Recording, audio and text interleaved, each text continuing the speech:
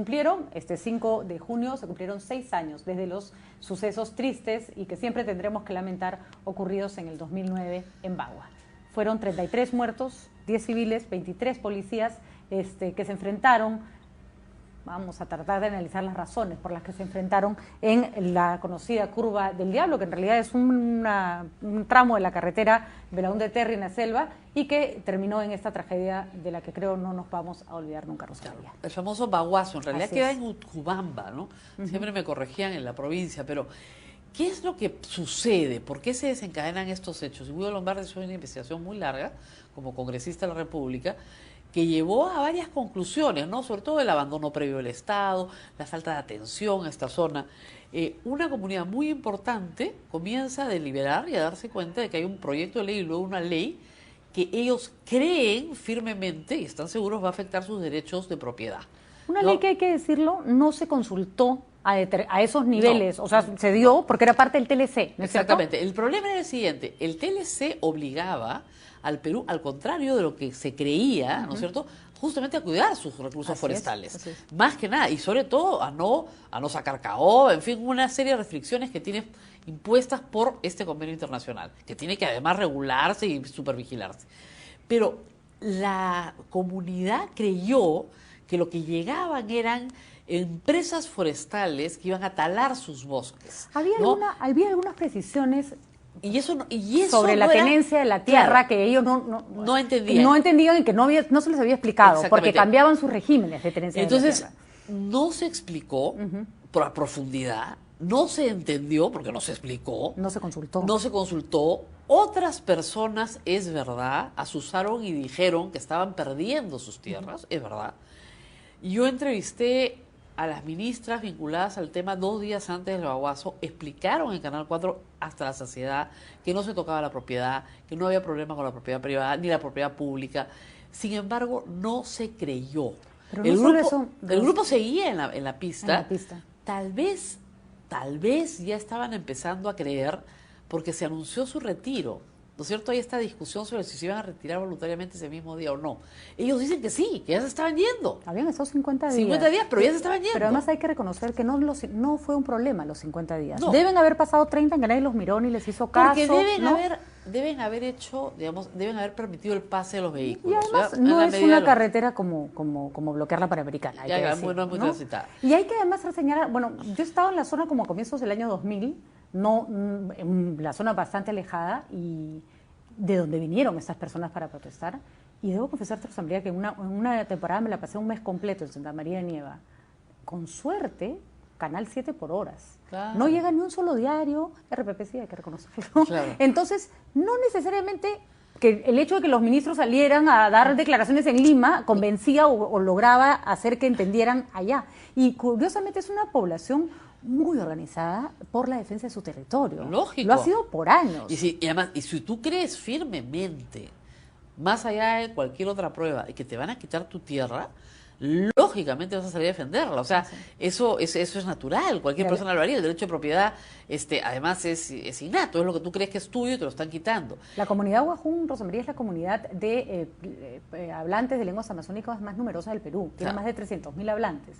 Tiene además representantes en el lado del Perú y en el lado del Ecuador que están tan o más organizados, que Claro. han tenido participación política muy intensa. Y yo creo que hubo una especie de desprecio, ¿no? Recordemos que Herzog, cuando quiso filmar Fitzcarraldo, fue a la zona. No nos va a pasar. No, que lo agarraron, le metieron sus cámaras a un bote y le dijeron, si no te vas mañana te matamos. Y le dijeron, pero tenemos permiso del Estado, acá nosotros decidimos quién entra y quién no. Y ese señor fue un maltratador de indígenas. Entonces es gente que está acostumbrada secularmente a defender su territorio. Y además, ¿no? como hay un abandono absoluto del Estado, A ellos decían solos, pues. entonces, claro, han armado una propia organización, un propio Estado Así dentro del es. Estado. Entonces, administran justicia, en fin, ¿no? Deciden quién es bueno y quién es malo. Manejan su economía de manera especial también, claro, ¿no? Entonces, hay dos escenarios, ¿no es cierto? Uno, el escenario de la Curva del Diablo, y el otro escenario trágico es de la estación de bombeo número 6. Así es. Donde hacía varios días la policía se había rendido Así es. ante un grupo de aguajuns que habían tomado, ¿no es cierto?, la estación. La tragedia es que escuchan por radio que estaban matando a sus hermanos, ¿no? Y deciden matar a los policías, que estaban rendidos. Ese- Los ejecutaron. Ese día, Rosa María, ese 5 de junio, Tú estabas al aire. yo estaba al aire a las 5 de la mañana, Claro. que fue y nosotros estábamos al aire y sabíamos que iba a haber movimiento en la zona, pero la prensa no estaba del todo informada. Había un chico de Canal 2, me parece, el programa de Nicolás Lucar, que había ido para hacer un reportaje para el fin de semana y lo agarra el laberinto, pero Claro. no es que esto había concitado la atención de los medios, no.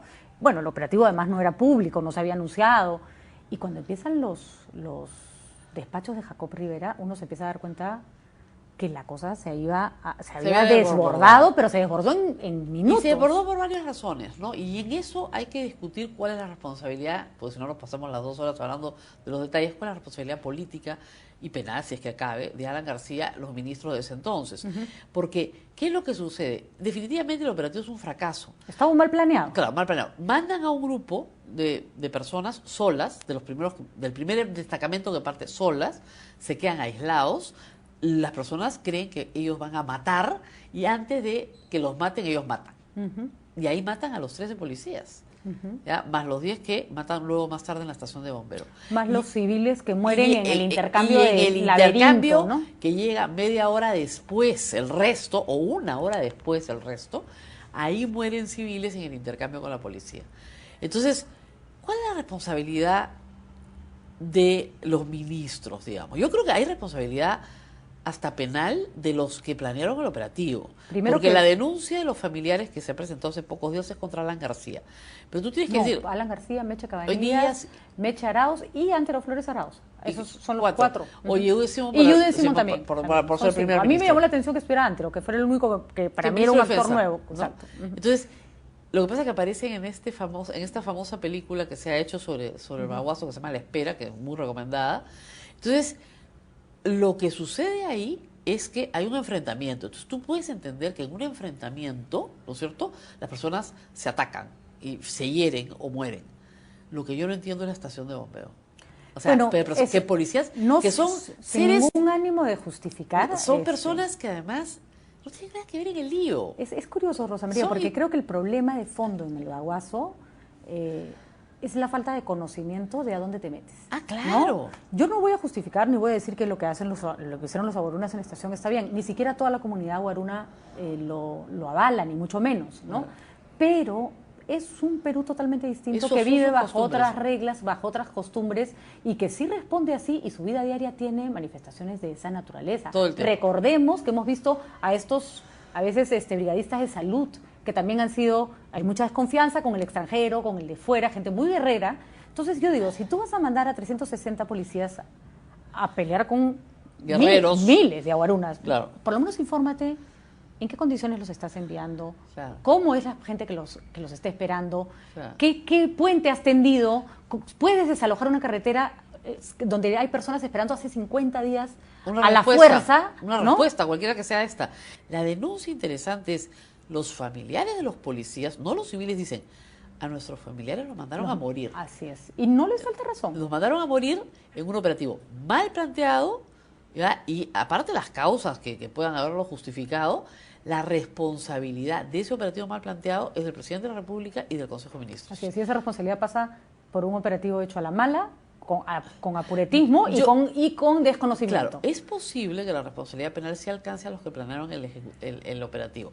Lo que sí creo que es más difícil de probar, y las familias van a tener que probarlo muy bien, es cuál es la responsabilidad penal de los ministros y el presidente. Porque la responsabilidad penal, tú sabes que es personal, individual, implica dolo. Así es. ¿No es cierto? Y es bien difícil probar O sea, no dolo. puede ser que algo que te salió mal te acarree una responsabilidad penal. Así es. Otra cosa es, Dolo. solo poner un ejemplo chiquitito, el Grupo Colina. Claro. Hay un plan estratégico para violar derechos humanos. Así es, ¿no? eso sí es dolo. Eso es dolo, Ya, pero efectivamente. esto que te salió mal no es dolo. Así es. Y el delito de homicidio, de asesinato, etcétera, tiene que tener el componente de dolo. Pero vamos a darle pase a Henry, que ha hablado con los alumnos de la universidad sobre este tema, y vamos a ver las opiniones que ha recogido. Adelante, Henry. Si me preguntan qué pasa por mi mente cuando hablamos acerca de Bagua, es de que ha sido una de las peores masacres que ha ocurrido en nuestra historia reciente, en donde no solo comunidades nativas o personas de comunidades nativas, tanto como policías perdieron la vida en la Curva del Diablo. Todo esto por un mal manejo del gobierno de turno. Entonces, yo recuerdo que cuando estaba en letras, una de las primeras marchas a las que asistí fue la marcha contra Bagua. Y así como yo, muchos de los estudiantes de la universidad también se llevan malos recuerdos acerca de lo que pasó hace 6 años. Así que lo que hicimos esta vez es hablar con ellos acerca de cuánto ha cambiado, qué lecciones nos falta por aprender y qué sí hemos aprendido para que Bagua no se vuelva a repetir. Así que con esto pasamos a la siguiente videoencuesta. Creo que desde el baguazo ha habido cierta conciencia respecto a nuestras posiciones como ciudadanos, existe quizás mayor consideración con las formas de vivir de otras personas, todavía existen muchos conflictos sociales en el país, sin embargo creo que es algo que sí queda en nuestras mentes, ¿no? en nuestras conciencias, y por lo tanto es algo que definitivamente para muchos peruanos no se puede repetir, ¿no? Tropezamos como la misma piedra, ¿no? No se toman medidas, digamos, concretas y a largo plazo para solucionar ese tipo de conflictos sociales. La estrategia del gobierno, de los poderes fácticos, siempre es avanzar, imponerse, y solo cuando el pueblo reacciona, recién dar como que tiempo de espera, ¿no? Es como lo sentía.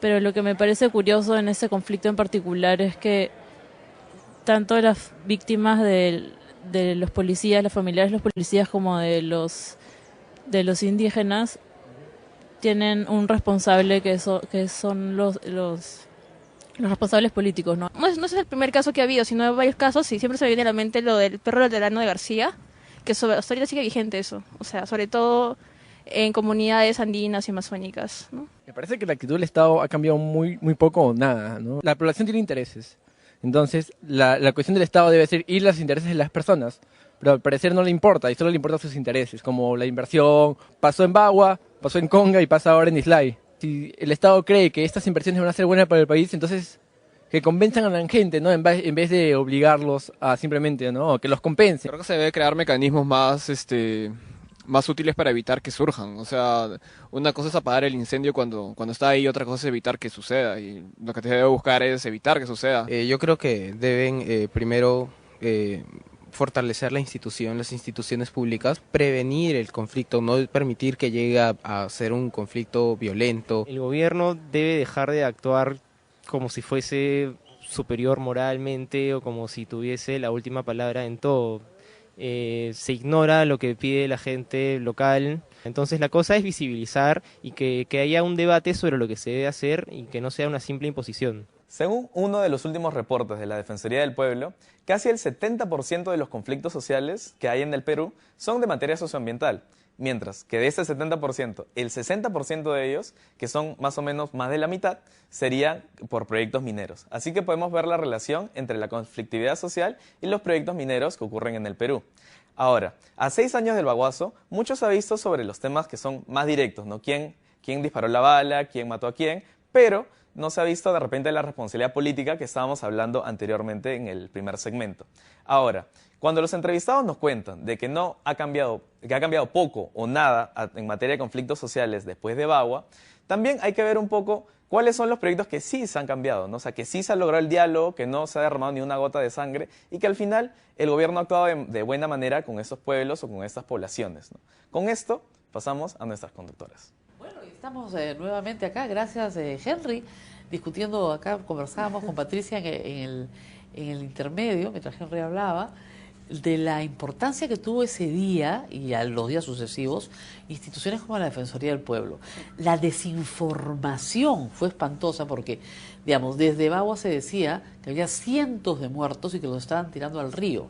Y esto aterraba y asusaba a la población. Además, mucha gente se metió a las iglesias, porque la iglesia es reconocida ahí, y en el templo la Defensoría comenzó a hacer censos, ¿no? Censos y nombrando uno por uno a las personas que... Entonces, encontró cuántas personas había en cada lugar y les dio la facilidad para salir sin ser detenidos y regresar a sus comunidades. Sí, hay varias cosas que tal vez tendríamos que sacar las lecciones. Primero, no puede ser que 6 años después no haya cambiado nada. No, nada. Nada. Ahí nada. Y en el resto del Perú y cómo se manejan los conflictos sociales no hay mucha diferencia. Claro. Hay siempre especie de falta de comprensión, de intentos de imposición de la ley que fracasan, ¿no? Entonces, primero. Segundo, recordar que en Bagua fue una tragedia para todo el Perú, que involucró además la muerte de policías y de civiles. Pues también hubo gente como la Defensoría, efectivamente, un pastor evangélico que recuerdo cargó a un policía en su bicicleta, no paró hasta que le salvó la vida. Santiago Manu a quien se creyó había fallecido porque tenía 8 orificios de bala en el cuerpo, le cayeron las balas por tratar de detener el laberinto y ponerse al medio de la gresca. Es decir, también hubo historias humanas que tendríamos que rescatar de personas que trataron de que las cosas fueran de otra manera, ¿no? Ahora, esta tesis que tiene hoy Alan García reescribiendo la historia de que las huestes humanistas, ¿no es cierto?, organizaron el baguazo, es realmente una vergüenza. O sea, un expresidente no debería defenderse de una manera tan turbia, ¿no? Es verdad, hubieron congresistas del nacionalismo que visitaron la zona y es verdad que expusieron ideas que podrían parecer radicales en este momento. Sí, pero ¿dónde están los congresistas apristas para contrarrestar esas ideas? Exactamente. ¿Quién se ensució los pantalones, salvo los nacionalistas y Guido Lombardi, que fue después para verlo para ver el tema del informe? Hay gente que nunca apareció por la zona ni siquiera a preguntar qué había pasado, empezando por el presidente, por cierto, ¿no? Así es. Y hay que reconocer que su artículo del perro del hortelano y su filosofía del perro del hortelano probablemente asusó mucho más la pradera, incendió mucho más la pradera que cualquier visita de un nacionalista. Entonces, ¿no? Atacar al que hoy es presidente para poder así él beneficiarse políticamente es ridículo. O sea, viene tratar de encajarle el baguazo hoy en tu mano. Ya un poco de coro también, ¿no? Claro, por otras cosas sí, pero esa no, pues, ¿no? Y la verdad es que él sabe, yo creo que él sabe, porque tiene buenos abogados, que una denuncia de los familiares contra los políticos no va a encontrar en el ámbito penal una respuesta positiva para ellos, lamentablemente, porque tienes que probar el dolo del presidente y eso no va a ocurrir. Entonces, es muy triste, pero no va a ocurrir y hay que decirlo con toda claridad. Entonces, yo creo que los familiares lo que han tratado en el día del aniversario es de llamar la atención sobre la situación en la cual se manda a policías hasta el día de hoy, a situaciones muy difíciles, policías muy jóvenes, peruanos, o sea, con algunos padres de familia, con niños, que lo único que han hecho es estudiar la carrera de policía, ¿no es cierto?, y tratar de defender, ¿no es cierto?, lo que el Estado le dice que tiene que defender. ¿Por qué lo vas a matar? Así es. ¿No es cierto? 23 policías muertos. Es la peor masacre de policías, creo que en la historia del Perú, ni en el terrorismo se mataron en un solo hecho, ¿no?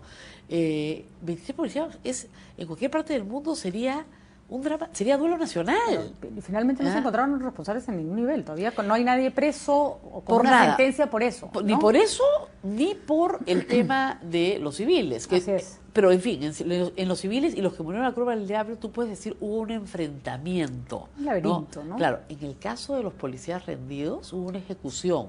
Y ellos saben quiénes fueron. Es un tema, pero ninguno va a hablar. Eso es como en Guchurajay. Años después se reedita esta suerte de silencio de absoluto. Silencio mezclado con temor, mezclado con sensación de amenaza. Yo recuerdo además llamadas a la radio ese día, Rosa María, de la gente que estaba en la estación que decían, vamos a matar, ¿no? Sí. Y una de las pésimas reacciones del gobierno fue que no supo imponer calma. Los discursos tanto de Meche Cabanillas como de Yude Simón eran agresivos, esto no puede pasar. Y yo decía, después grita, después reclama. Ahora no supieron ni siquiera cómo manejar las primeras horas del conflicto, ¿no? Y eso costó la vida de muchísima gente, y ¿no? En realidad la gente muere entre las 7 de la mañana y las 10 de la mañana. Así es. Esas son las 3 horas en las cuales se desarrolla el conflicto en la curva y a las 12 del día, me parece, ya comienzan a ejecutar a los que están en la estación, porque efectivamente por radio local se transmitía que los estaban matando a todos. Y además probablemente esa era la sensación, ¿te das cuenta? O sea, tú abrías la ventana y balazo para todo el mundo, ¿no? Y no era verdad, y que estaban tirando cuerpos al río, que era falso, absolutamente falso. Ahora, hay una tragedia familiar también. En la pérdida del mayor Bazán. Así que hasta el día de hoy no apareció y que el pueblo Aguajún podría decir dónde está, ¿no? Sí. Y no quieren decirlo. Sabe Dios, ¿no? También si recuerda, pues, ya hay que reconocer que todo esto fue un contexto bien duro, bien laberíntoso, pero efectivamente podrían... Las últimas fotos en las que aparece con vida está rodeado de Aguajún, que se lo están llevando. Entonces, decir dónde está su cuerpo 6 años después, no creo que pueda ser, además hay formas anónimas de hacerlo, ¿no? No creo que sea algo, ¿no? Ahora, si es que hay que sacar alguna lección de toda esta historia, es que no puedes abandonar a poblaciones a su suerte, ¿no es cierto? Y luego tratar de imponerles un Estado de Derecho que ellos no entienden. Así es. Primero tienes que ir ahí, hacer Estado, hacer política, ¿no es cierto? Incorporar con su cultura y sus costumbres ciertas costumbres no son admisibles en el Estado de Derecho, o sea, tú no puedes Pero condenar a normalmente- muerte a una persona, ¿ok? Pero normalmente las abandonan en virtud de que hay un Estado que se ocupa de eso y ya está. O Claro. sea, esa es la lógica natural, ¿no? Claro, pero digamos, no puedes imponer la pena de muerte por mano propia porque estás en un Estado distinto. No, no puedes porque eso va contra el Estado de Derecho. Pero en lo demás, el Estado tiene que estar presente, el Estado tiene que escuchar y el Estado tiene que resolver. Y ni le resuelven, ni escuchan, ni están presentes. Así es. Entonces, ellos resuelven, escuchan y están presentes sus propios problemas 6 años después. No solamente ahí, sino en otros lugares del Perú. Entonces, eso es una gran lección para cualquier presidente que quiere gobernar el Perú. Hay pueblos grandes que esperan una respuesta del Estado y que están absolutamente olvidados. Ahí no ha cambiado. Lo único que ha cambiado en la Cruz del Diablo es que ya no tomó la carretera nunca más. Así es. Nunca más.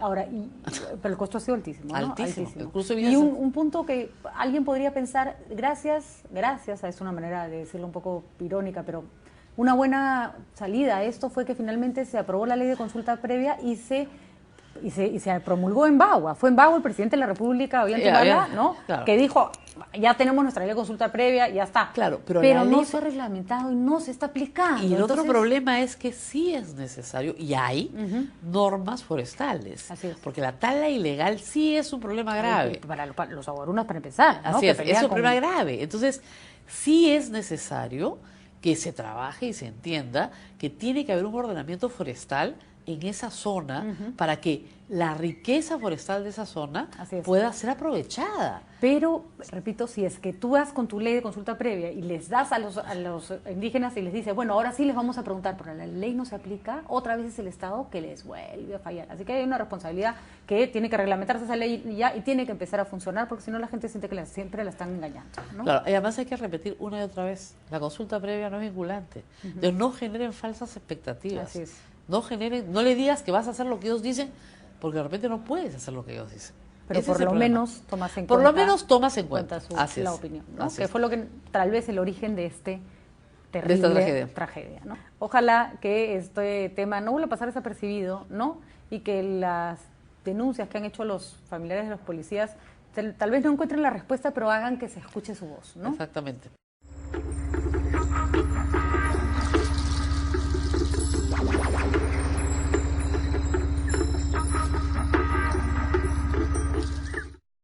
Hoy tenemos un montón de cosas de las que hablar. ¿Verdad, Stacy?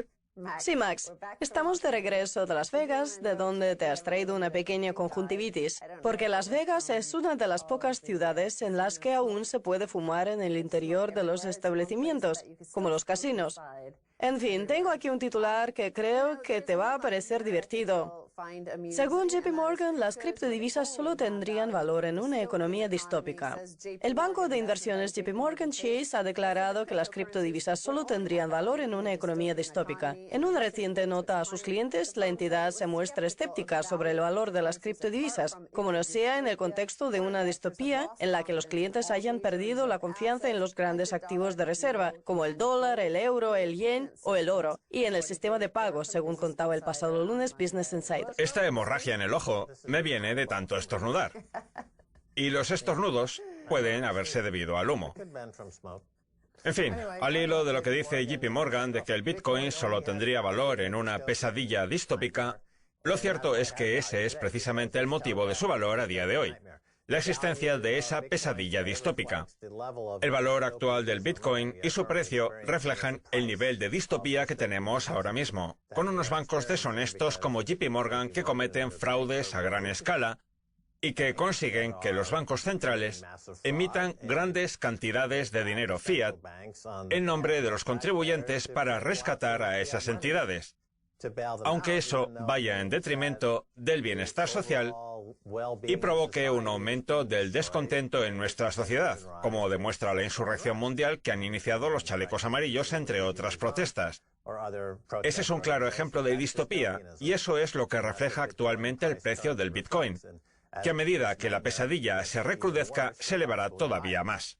El Bitcoin nació de la distopía, de los cyberpunks que ya vaticinaban el futuro dominado por el capitalismo de vigilancia distópico que tenemos ahora.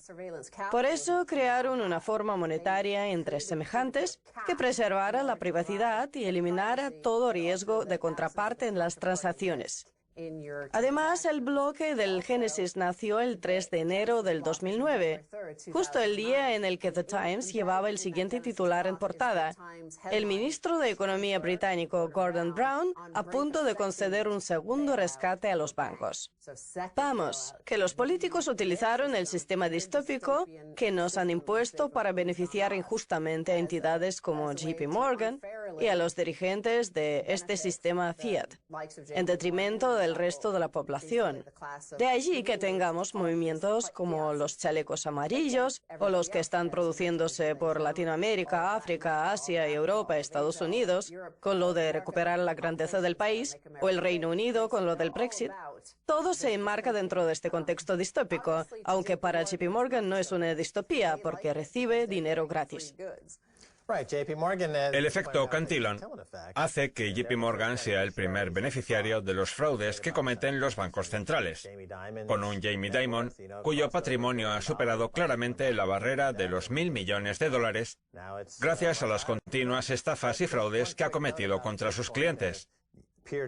Pero bueno, al hilo del Bitcoin y de su definición como forma monetaria entre semejantes, tras hablar largo y tendido con los cypherpunks y analizar detenidamente el acta fundacional, creo que uno puede afirmar sin temor a equivocarse que Satoshi veía el Bitcoin como un oro entre semejantes. En eso es en lo que consiste el Bitcoin, en un oro entre semejantes sin intermediarios que lo verifiquen. Pueden rebatírmelo todo lo que quieran, que están equivocados. Antes el oro era una forma monetaria. Tenía un significado similar al del dinero. Y salvo en el caso del oro, el dinero necesita la verificación de un intermediario, cosa que no ocurre con el Bitcoin. Pero bueno, volviendo a lo que dice JP Morgan de que el Bitcoin solo triunfaría en una economía distópica, vamos a ver varios titulares que demuestran que lo que pensamos nosotros de que efectivamente vivimos en una economía distópica es cierto. La gran divergencia de la riqueza. En los últimos 30 años, los jóvenes estadounidenses se han vuelto más pobres, mientras que los estadounidenses más mayores se han enriquecido. Aquí tienes el gráfico que tiene mucho que ver con el efecto Cantillon, porque cuando se le entrega dinero gratis a Wall Street, este se lo entrega a otro segundo grupo, este segundo grupo a un tercero, y así sucesivamente, de forma que para cuando ese dinero quiere llegar al ciudadano de a pie, prácticamente ya se ha agotado, porque todos los intermediarios se han quedado con su parte. Vamos, que puede decirse que tenemos una especie de estafa piramidal generacional. Los más mayores son los miembros de la generación del baby boom, y si tenemos en cuenta que vivimos en una democracia y que la gente vota a aquellos que vayan a darles más dinero, entonces es normal que siempre ganen los que quiere esa generación, porque es la más numerosa a nivel poblacional. Ellos sí que han recibido una parte de ese dinero procedente del efecto Cantillon, pero la generación del milenio no. Por eso ahora, esta última apuesta por socialdemócratas como Alexandria Ocasio-Cortez, por ejemplo. Es algo de lo que tenemos que estar pendientes, pero de momento lo que está claro es que tenemos una economía distópica por culpa de ese efecto Cantillon. Así es. Las grandes empresas tienen más derechos que las personas, lo cual resulta distópico. Y el capital también es más libre que el ser humano, puesto que puede moverse por el mundo sin estar sometido al acoso de los guardas fronterizos o de la Administración estadounidense de Seguridad en el Transporte. Vamos, que como seres humanos no gozamos de esa libertad. Sí. Alexandria Ocasio-Cortez y los miembros de la generación del milenio están tratando de recuperar los derechos de las personas ante esta pesadilla distópica. Por eso, seguramente el Bitcoin no haya alcanzado la barrera de los $25.000 o los $30.000 por el auge de Cortez. Si Cortez triunfa y el ser humano recupera su poder, eso es malo a corto plazo para el Bitcoin. Ahora bien, ya veremos qué pasa, porque lo cierto es que hay quien no quiere verla en el poder ni en pintura. Ya veremos. En el próximo programa hablaremos de la soberanía económica individual y de su importancia ahora que el imperio y el Estado-nación se desintegran. Y es que da igual quién gobierne este Estado-nación llamado Estados Unidos. Porque al final todo acabará dependiendo del ciudadano individual. En fin, vamos a ver otro titular que confirma que vivimos en una economía distópica y que, por tanto, según la tesis de JP Morgan, justifica el valor del Bitcoin. El 2018 ha sido el primer año en el que las familias han pagado más a los hospitales que al gobierno federal en concepto de impuestos. En el 2018, los estadounidenses gastaron casi 1,2 billones de dólares en atención hospitalaria, lo que significa unos 9.200 dólares por familia, es decir, el 14,7% de sus ingresos, una cifra mayor de la que pagaron las familias en concepto de impuestos sobre la renta e impuestos en las nóminas. Para el 2026 se prevé que el gasto hospitalario supere los 13.000 dólares por familia, es decir, casi una quinta parte de los ingresos familiares. Eso, amigos míos, es un ejemplo de neofeudalismo. Es impresionante. El 20% de los ingresos familiares irán a parar a la atención hospitalaria. Una auténtica locura. Es un ejemplo de extorsión hospitalaria. Estados Unidos es un hospital y una prisión disfrazados de país. Y los incentivos para que la gente enferme son enormes, ya sea por parte de la familia Sackler, que vende heroína sintética en forma de analgésicos legales que matan cada año a decenas de miles de estadounidenses, o de esta yihad corporativa que obliga a los ciudadanos a comer unos alimentos que los hacen enfermar e ingresar o bien en un hospital o bien directamente en la cárcel. Sea como fuere, vivimos en un casino gulag, penitenciario hospitalario distópico, que no beneficia a nadie que no tenga acciones y opciones de estas empresas. El problema es que en Estados Unidos los medios supuestamente progresistas, como la MSNBC y en menor medida la CNN, no hacen más que vendernos las bondades del programa Obamacare, un sistema que nos obliga a entrar en un auténtico mercado sanitario. Aquí tenemos este gráfico en el que las barras azules representan la proporción de los ingresos familiares que van a parar al gasto hospitalario, mientras que las barras rosas representan el tipo impositivo federal sobre las familias. Pues bien, como ves, el programa Obamacare no ha hecho nada para frenar ese aumento, sino que al contrario lo ha acelerado.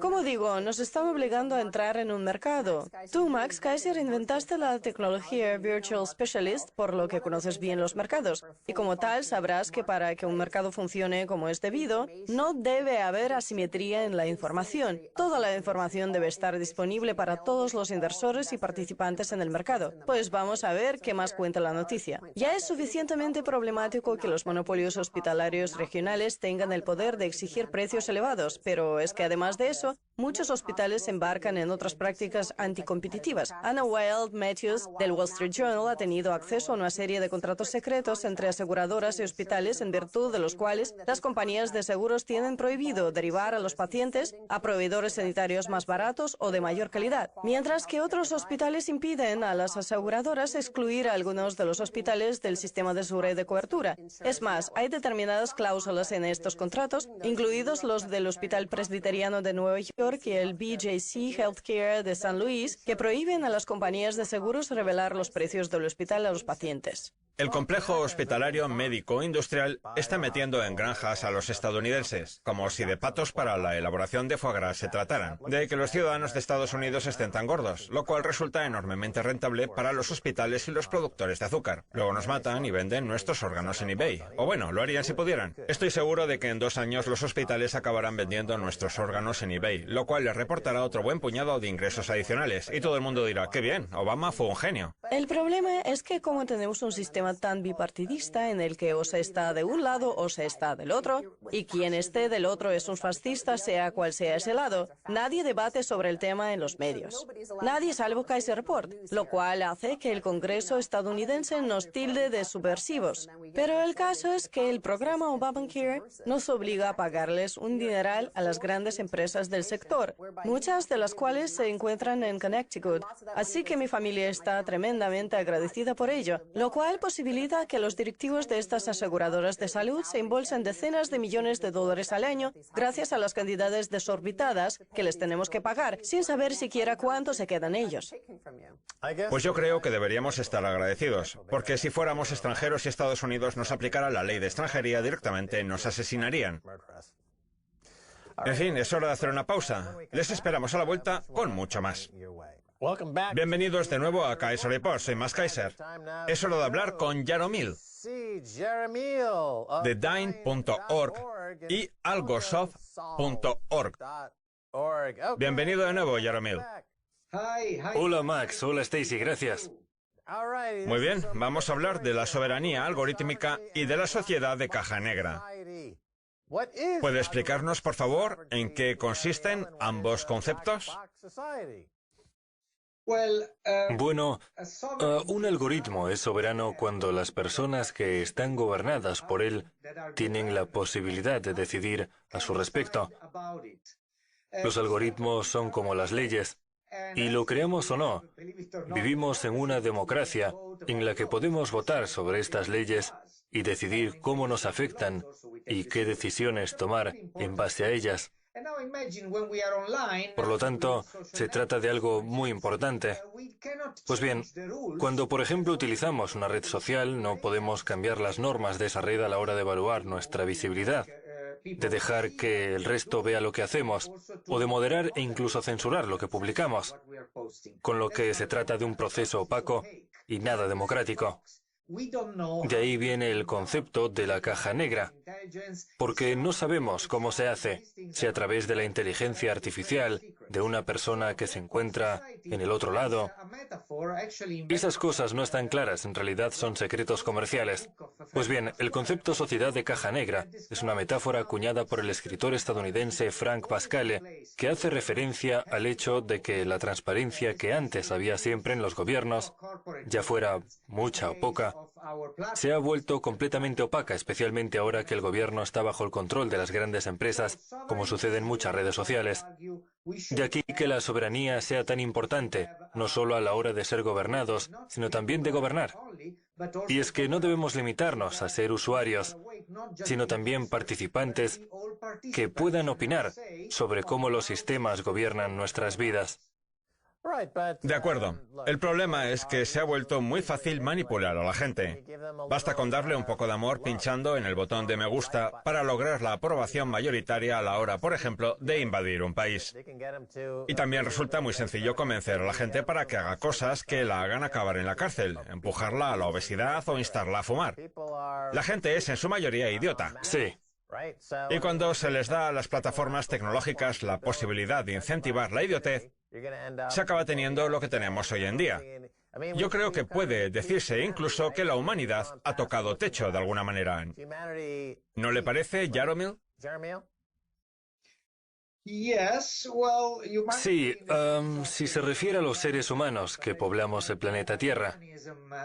Ahora bien, en lo que respecta al humanismo, al sentido de humanidad, esta nunca debería tocar techo en nuestros corazones. Y yo pienso que debemos seguir intentando que el mundo sea justo.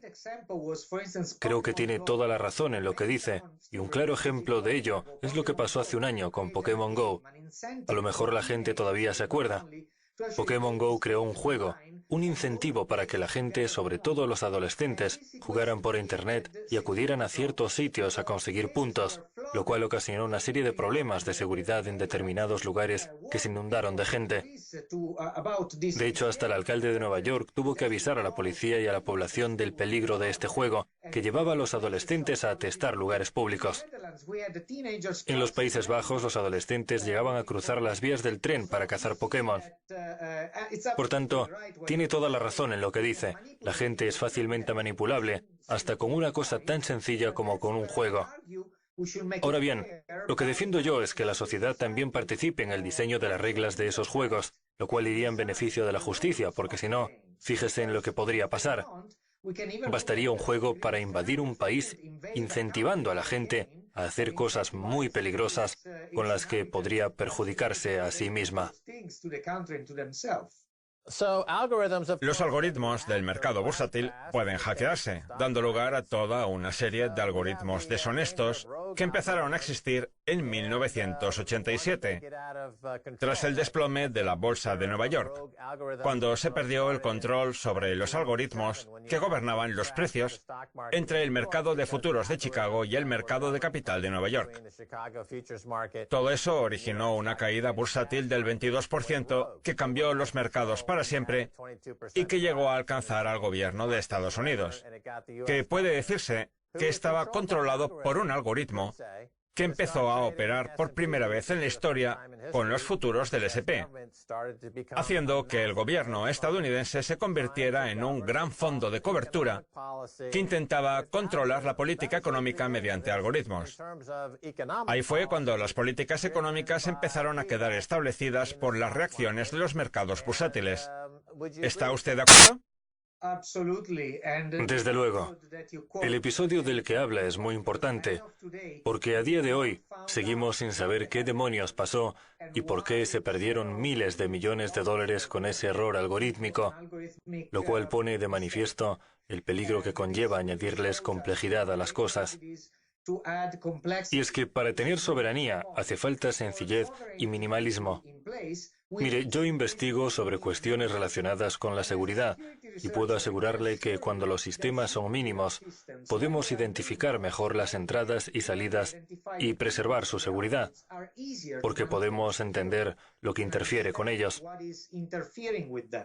En cambio, cuando aumentamos la complejidad, perdemos la capacidad de entender estos sistemas, lo cual tiene mucho que ver con lo sucedido en la crisis bursátil.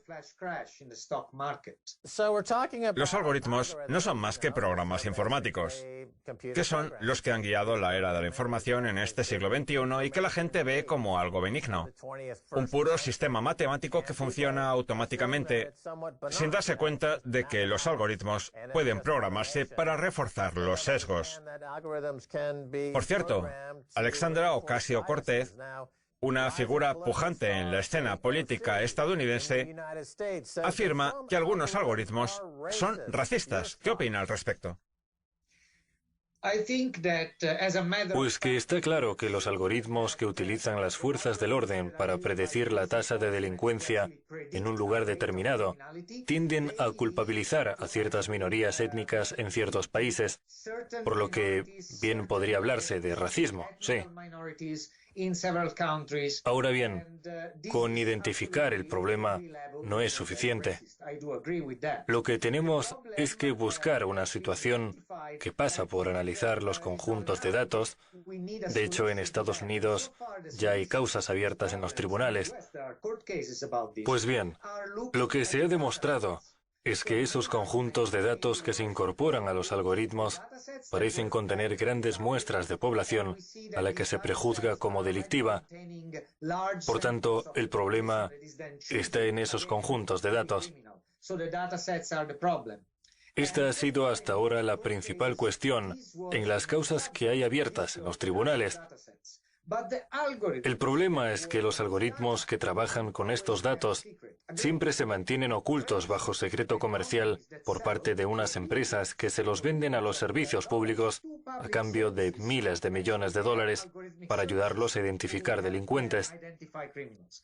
O sea que las empresas mantienen los algoritmos ocultos, e incluso cuando un juez de un tribunal abre una causa al respecto, no es capaz de evaluar lo que de verdad sucede con esos datos.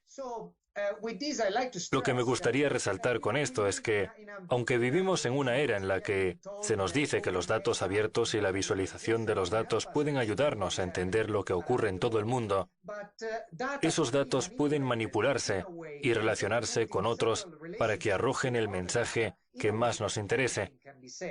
De ahí que sea tan importante no solo tener en cuenta la fuente y el resultado de ese procesamiento de los datos, sino también los algoritmos que les dan forma.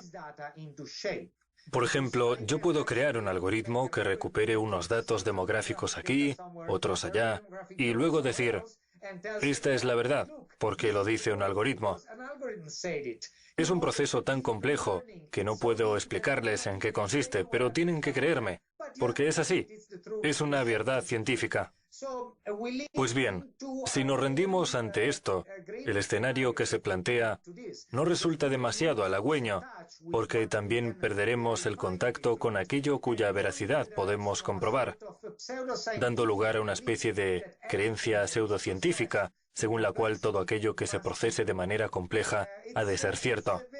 Es un tema muy complicado que puede relacionarse incluso con creencias políticas, decisiones gubernamentales y un montón de aspectos por los que se rigen nuestras vidas. De acuerdo. ¿Puede darnos algún ejemplo más de algoritmo oculto que controla nuestras decisiones sin que nosotros lo sepamos? Bueno, ya he hablado de las redes sociales de hoy en día, que para algunas personas son muy importantes. Hay incluso quien vive de la publicidad en ellas. Pues bien, hemos llegado a ver personas furiosas asaltando las sedes de las empresas que programan estos algoritmos porque los consideraban injustos.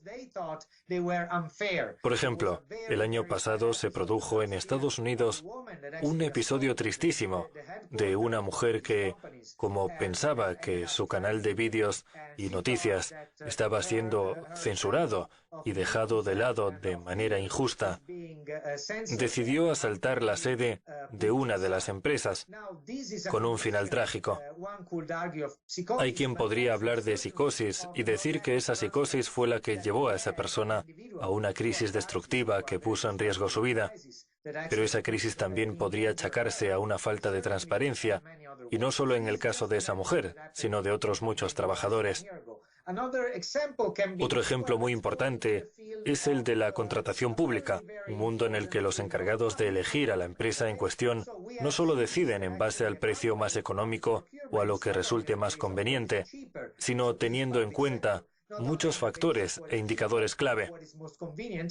Pues bien, esos procesos suelen estar dominados por unas pocas empresas en todo el mundo, que son las que proporcionan la infraestructura al sector público para que decida en base a esos indicadores. Y sus algoritmos son completamente opacos. Ni siquiera están verificados por aquellos que toman estas decisiones. Por tanto, puede decirse que hay grandes cantidades de dinero en el marco de la contratación pública que se destinan a según qué empresas, por razones nada transparentes. Eso por no hablar de que los trabajadores de esas empresas saben mejor que nadie cómo se llevan a cabo estos procesos y cómo se asigna el dinero.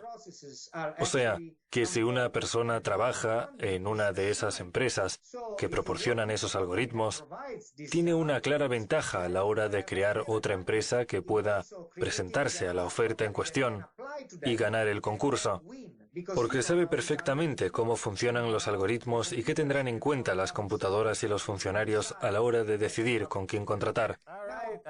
De acuerdo, Jaromil, tenemos que dejarlo aquí. Los algoritmos son fascinantes, así que, si le parece, seguimos hablando el próximo día. Gracias.